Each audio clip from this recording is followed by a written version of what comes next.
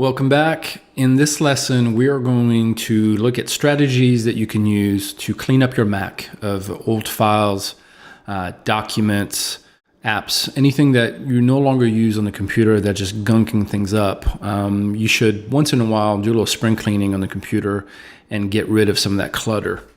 So the first thing is to see exactly how full your drive is. And the way you can do that is by clicking on the Apple menu, choosing About This Mac. The first tab you'll see over here is the Overview tab, and that tells you which operating system you're running, how much RAM you have on the computer, your processor speed, and so on. We want to go to the Storage tab that's right over here.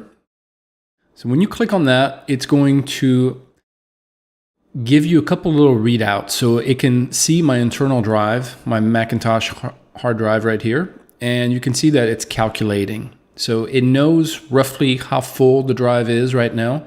So I'm using 528 gigabytes and I still have a lot of space available. I've got a large 1 terabyte hard drive on this computer.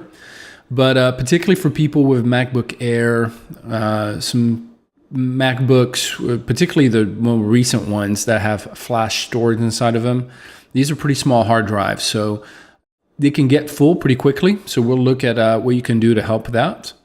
It usually will also see any external drives that you have attached to your Mac, so it can see my Passport Studio, and it's already kind of detected what kind of files I have on those. So it gives you a little color-coded graph over here with, it knows that I have a lot of audio files on this external hard drive, some movies and photos.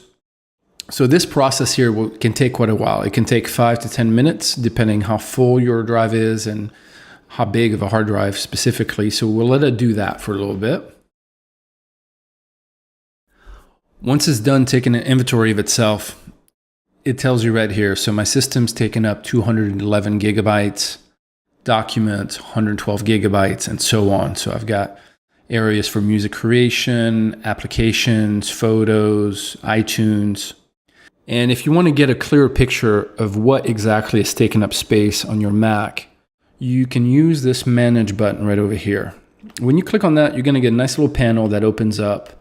And it's going to have, first off, some recommendations.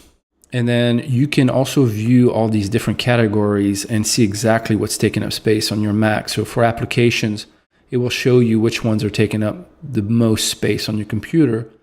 And if you find something here that you haven't used in months or years, you could just go ahead and click on the little X button to delete it. And that's going to be the same concept anywhere on here. Documents, I can view exactly what's taking up space. So I can see all my large files over here. And for example, if I want to get rid of this, I can just click on the little X button.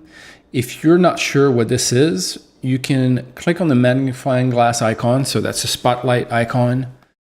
And it's going to locate that file on your computer for you. And you can decide whether this is something you're currently using or whether this is old. You can go ahead and delete it. If you want to see exactly what the file is, and this is kind of tucked away, but you could click on this file just so it's highlighted in blue and then press a space bar. And when you do that, it's going to open up in Quick Look. So let's say this presentation, it's not going to open up Keynote or PowerPoint, but I can still see exactly what's in it. I can't edit this file, but I can get a really good idea of what's inside of it. And then once I'm done, I can just press a space bar again, and that's going to close it. So you can come through here and see exactly what these are. And if it's a video, it'll start playing back the video. All right. Downloads area, I don't keep much of my downloads, but for some people, there's going to be tons of stuff in here. Most clients I work with have a lot in their downloads, so this is an area you might want to spend some time and really clean things up and use the same strategy to see exactly what the download is. Press a space bar, and there we go. File browser is really useful. You can come in here, and it'll show you exactly which folders in your, let's say, your music folder are taking up a lot of space. In your pictures, you'll get a nice readout of exactly how big these files are. The one to be careful with is this library. You don't want to delete anything in here. These are all the helper files that your computer needs. So this is hands off, so make sure not to take anything out of here. So look in here. iOS files is really interesting. So if you've synced your, or say backed up your phone or iPad to iTunes, you're going to have some backups in here. So these are current. I want to keep these. But for a lot of people, you may have some stuff from years ago from an old iPhone you don't even have anymore. This is what I see a lot, an iPhone 4, iPhone 5 backup. So if you have something that's really old, you could just come over here and exit out and delete it from your computer and clear up a bunch of space. iTunes, I don't have that much in here, but you may have TV shows, movies, podcasts. So particularly movies and TV shows you've downloaded, some of, maybe years ago, there's a lot of potential to clean up a bunch of old files from this area. So here under the recommendations, you got 4 different categories.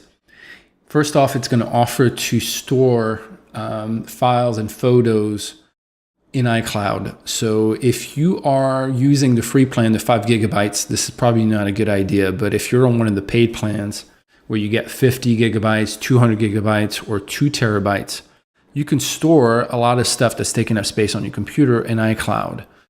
So that might be a good strategy. Optimize mail storage. So all that would do is remove some of these email attachments you may have, that particularly the ones that are a few years old that you're not really accessing on a regular basis. You can optimize that. And you can always re-download these attachments, but it's just going to remove them from the email message and clear up some space.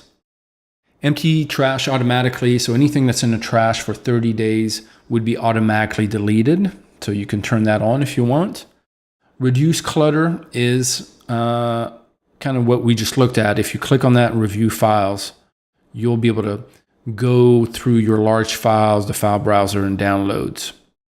So spend some time in here and, don't just delete anything you're unsure about. But most computers, there's going to be a lot of space that can be cleared up by going through old files that you just find out you don't need anymore on here. All right, so that's it for this lesson.